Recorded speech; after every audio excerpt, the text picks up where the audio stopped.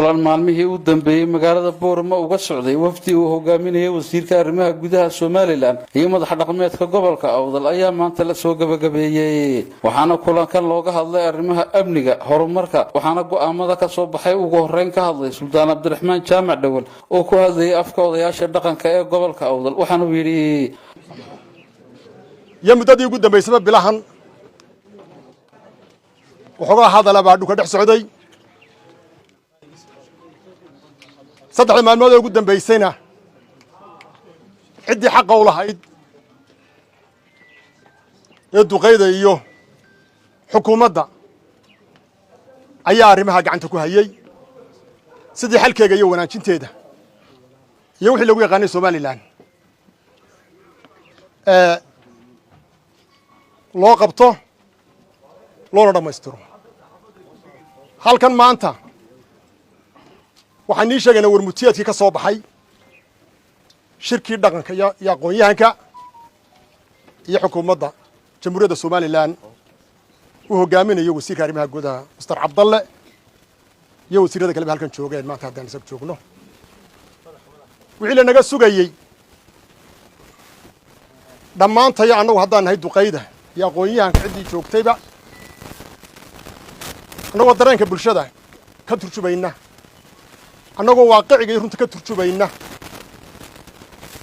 waan gudbinay waxay ku soo gunaanadantay is-afgarad dhammaantood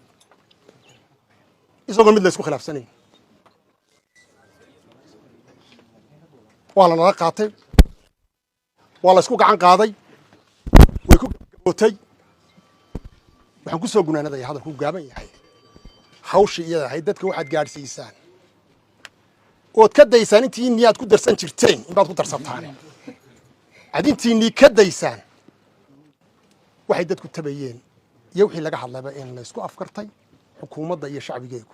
anay ku gabagabowtay والسلام عليكم sidoo kale wasiirka arrimaha gudaha Soomaaliland mudane Cabdalle Maxamed Carab oo ku dheeraaday arrimaha amniga ayaa hoosta ka xariiqay si fiican oo faahfaahsan oo way aragnimo ay ku jirto ayaan uga wada hadal waxaan mahad gaar ah u jeedinayaa madax dhaqameedka gobolka Awdal oo runtii aasaaska qaranka Soomaaliland qayb weyn ka soo qaatay kana muuqato imikana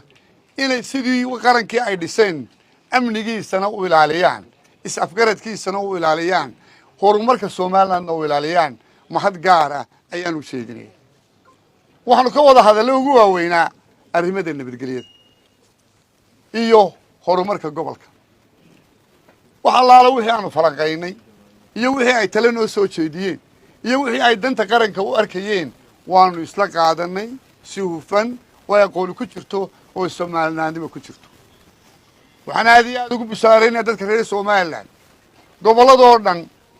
in sida salaadiinta garbahayga taagani ay u ilaalinayaan nabadda ay talo uga bixinayaan in lagu daydo la isku wada dayo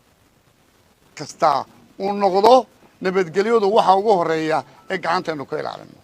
xukuumadahan waa gacmaha xukuumaddu cid isuma daba taagaysa nabadgelyada waddanka oo waxa loo doortay iyadaa sugaysa iyagaa fulinaysa laakiinse talada salaadiinta gacmahooda waxqabashadooda xuqaashoodu laan ministerkoodu waa nabadgelyada waxay nagula taliyaan siday wax noola qabtaan aad iyo aad baan uga mahadnaqaynaa laakiinse Soomaaliland waxaan u sheegayaa gorgorta nabadgelyadu kuma jirto Soomaaliland nabadeedu way sugantay halka nabadgelyo darro iyo ka dhacdana waa la sugayaa aad iyo aad baa mahadsantiin Soomaaliland waa salaamay